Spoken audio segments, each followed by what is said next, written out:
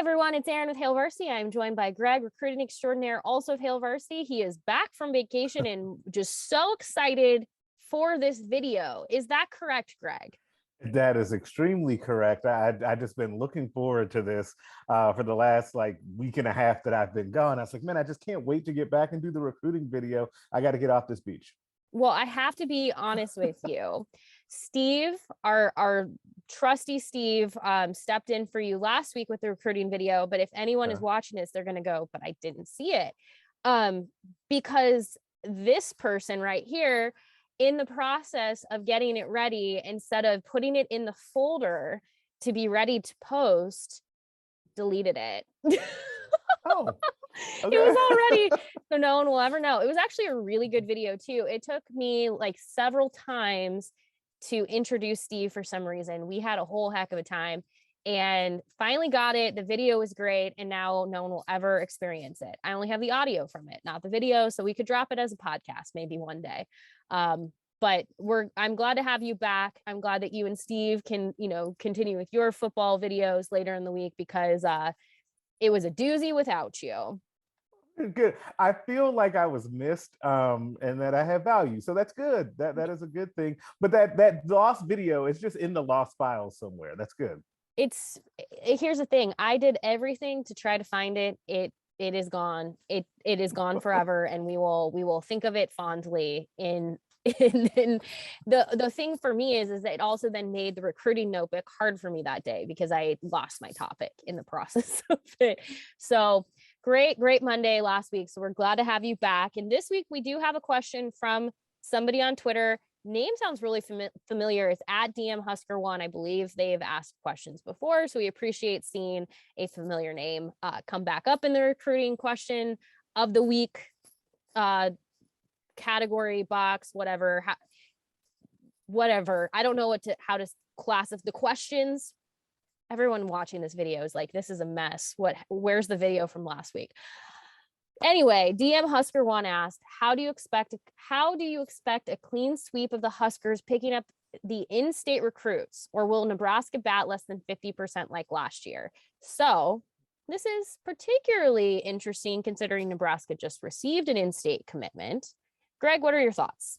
Yeah, it is a very timely question, and actually for a couple of reasons. One, like you said, being that Sam Sledge, the offensive lineman 2023 class from Creighton Prep, committed on Sunday evening, which was really good news for Nebraska, their third in-state commitment for this class.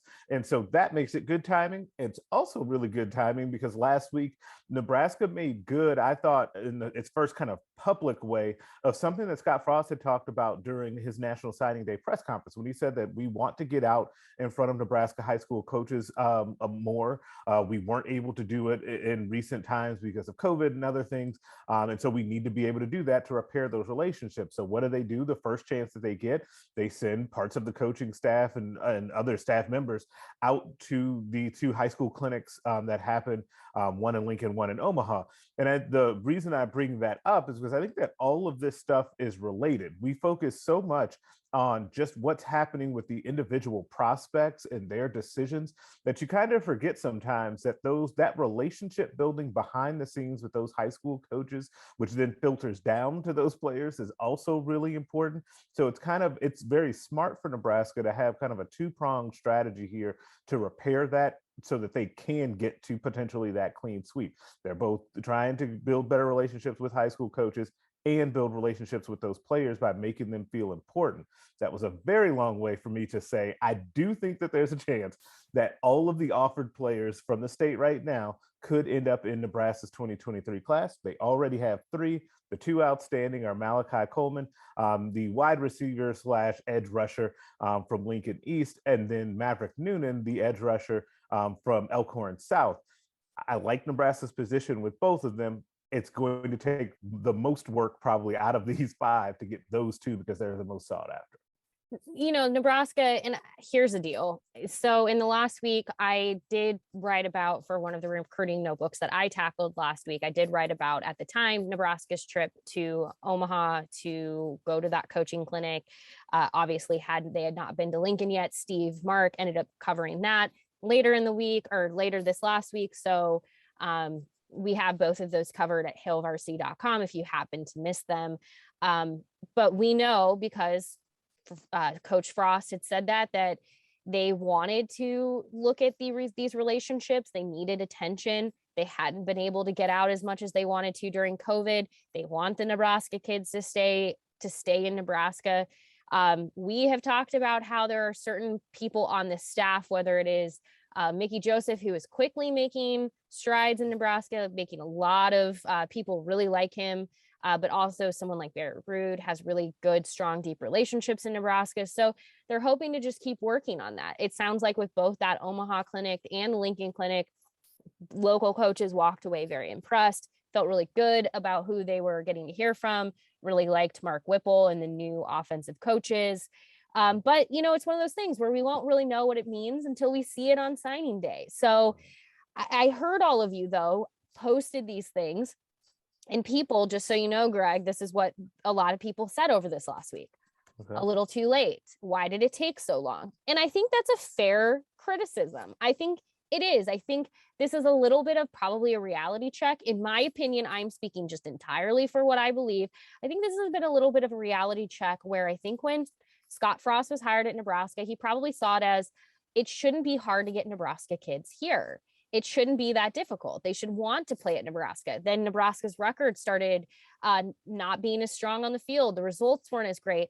The relationships weren't making up for the performances on the field. And players started looking elsewhere, more so than they already would have been. And you also are seeing the talent be greater in Nebraska. So more players are getting more offers outside of the state, where you're seeing more big programs like and I'm thinking just right now in the Big Ten, but like it goes beyond that. But you're seeing Wisconsin, Iowa, Michigan starting to want to vie for these players. And so Nebraska can't rest on its laurels that it is Nebraska anymore. It doesn't mean as much to these players. They didn't grow up with the Nebraska of the mid-90s. They did not grow up with that.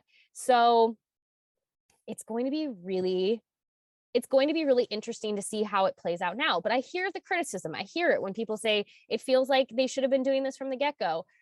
I think initially, I think a little bit of it was that they didn't think they had to as much. And now it's like, clearly we do. So I do think that it's probably a little bit of a rethinking of sorts of how Nebraska approaches recruiting. Yeah, I absolutely agree with that. I like could not have said that any better. I was going to say, hopefully opinion. I did, because I was like, that was just my stream of consciousness. No, I totally agree. And I was thinking about this before we started recording this, actually, and I wonder, part of me really wonders, is that if you're a kid from Nebraska, over these last handful of recruiting cycles, and Nebraska has gotten some of those kids to stay home, right? And obviously the 2021 class was what it was, where all of the top players in the class and the highest rated players went elsewhere and left the state, right? But I sometimes wonder if there's an effect when, like, Scott Frost comes to town, and there's so much talk about recruiting Florida and recruiting Georgia, different places in the South that they want a spot recruit. Iowa has become a really big deal under this under this staff. And if you're a kid from Nebraska, you go, well, they kind of just expect me to go there. Meanwhile, they're not recruiting me as hard as they're recruiting, a comparative player from Florida, right? And I think that sometimes that can be a real challenge to overcome, whether or not that's actual reality or perception. I think that that's something that Nebraska has to be aware of and has to guard against. And so then you get into a situation where not only do the players maybe feel a little bit slighted, but now the coaches in the state also feel that way, because they're seeing, hey, Scott Frost and Sean Beckton and whoever are going down to Georgia, they're spending time in Florida, they're going here, they're going there, but we haven't seen them, right? And so now you start to feel some type of way if you're a high school coach. So I do think that this all kind of, I don't want to say snuck up on Nebraska, but I do think that it caught them off guard, that this is the reality of the situation. And for whatever reason, they've decided to kind of refocus this thing. And I think it's smart. I don't know if it's too little too late. We'll see. And like you said, the results will bear out on signing day. But it is better late than never. Like, they had to try and put more of an emphasis on this for a number of reasons, probably chief among them being there's a lot of talent in the state.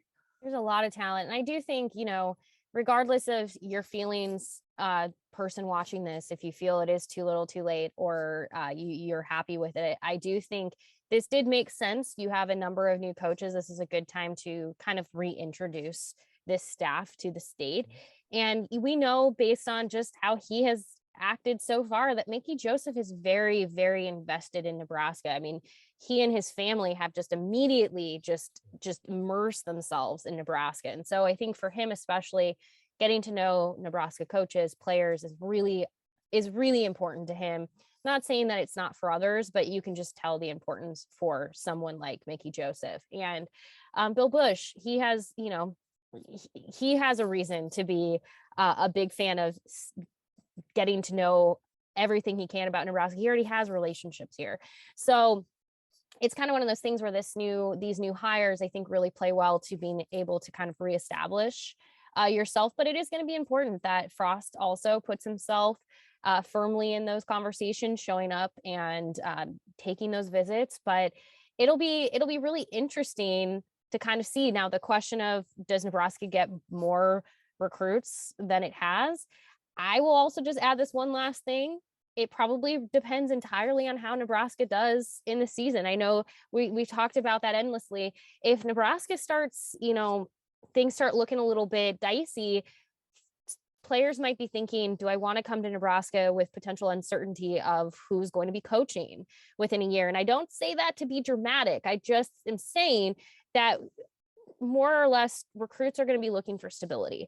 And if they feel like things are unstable, they might look elsewhere. So I think Scott Frost has started the first step, which is getting into those meetings, getting to know all of these coaches again, putting his presence in front of so many of these people.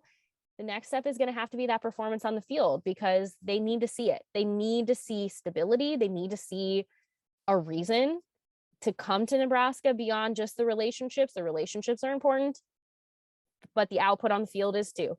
So it'll be interesting to see kind of how things start to go through a season. We always know off seasons are great, build a ton of momentum, but you got to carry that into the season. Yeah, absolutely. And one other thing that I want to add about the next step too is I think that there's an intermediary step there, in that I think specifically with Frost, he has to go to more high school football games. Like I feel like I am beating the drum on this, and I've been saying this for a couple of years now. We had the weird COVID year, so yeah, we got to miss that one. But even before that and during last season, there needs to be an increased presence at high school football games on Friday nights by Scott Frost. Like, I think that would go a long way. Yeah. I mean, there's no reason not to. If you're able to be present, if it's something where you're able to just show up, we know how impactful it is when the state football games are taking place and you see coaches on the sidelines, right? How much that means. So making just a more concerted effort to be present goes a long way. So again, I hear everyone, like I said last week when we shared those stories, people were like, this is too late.